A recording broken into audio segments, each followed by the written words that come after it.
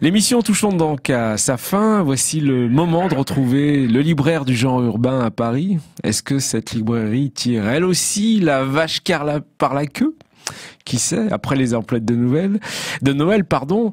Nouvelle, c'est l'architecte. Retrouvons donc Xavier Capodano. Xavier, bonjour. Bonjour et tous mes vœux. Bah oui, j'en profite avant de vous laisser parler pour vous souhaiter mes meilleurs vœux. La santé, il reste. De quoi allez-vous nous parler en cette année post-électorale et pré-olympique, des repères importants en matière de politique urbaine? Eh bien, dans ce modeste épisode, donc on s'occupe de tout, la ville c'est notre affaire, il apparaît depuis quelque temps une sorte de rayon paralysant. Alors ce qu'on pointe, même avec des arguments raisonnables d'ailleurs, certaines structures, voire certains acteurs de la doxa néolibérale, c'est complotiste.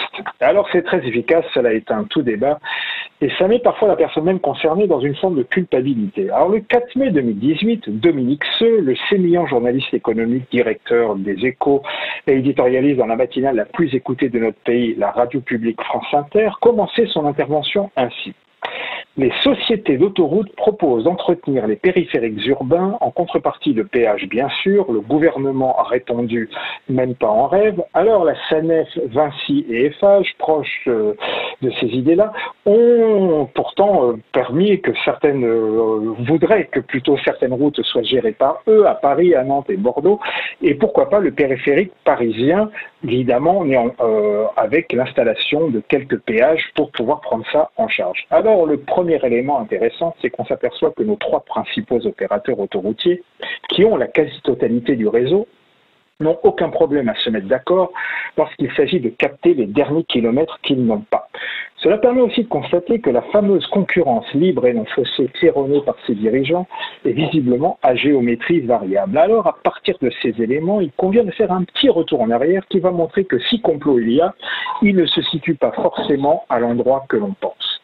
Nos fameux opérateurs autoroutiers font partie d'une association, l'ASFA, l'Association française des autoroutes, qui regroupe depuis 2002 tous les acteurs du secteur. Celle-ci, d'ailleurs, se considère publiquement comme un lobby.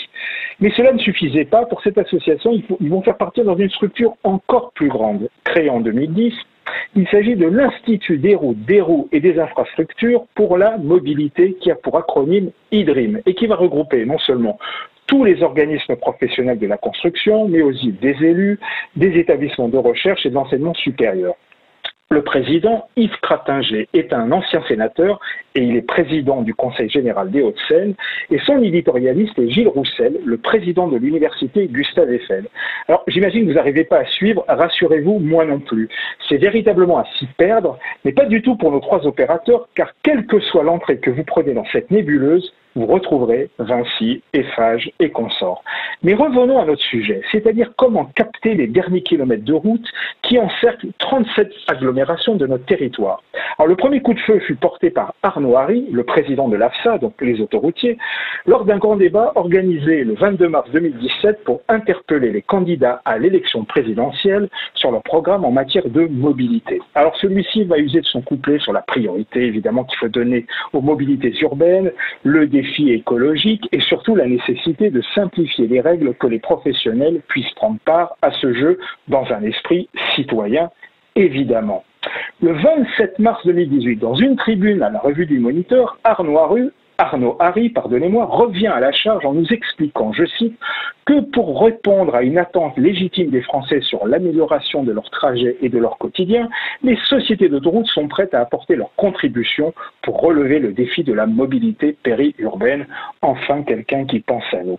Et enfin, surtout, en mai 2018, l'AFSA produit un document sur l'autoroute et les mobilités urbaines de demain à l'horizon de 2050 sur le nord de Paris. Et n'oublions pas de préciser que tout cela est duplicable, évidemment, à toutes les agglomérations françaises concernées.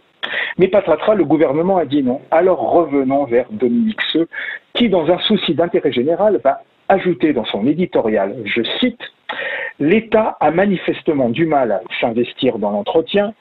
Chacun constate que les autoroutes concédées sont en meilleur état. Alors que sur le papier, dire oui à Vinci et à la SANEF améliorerait la qualité du réseau et installerait davantage de péages, favoriserait même le covoiturage et les transports en commun. Et il conclut, ça paraît impossible à court terme, mais on en reparlera à moyen terme.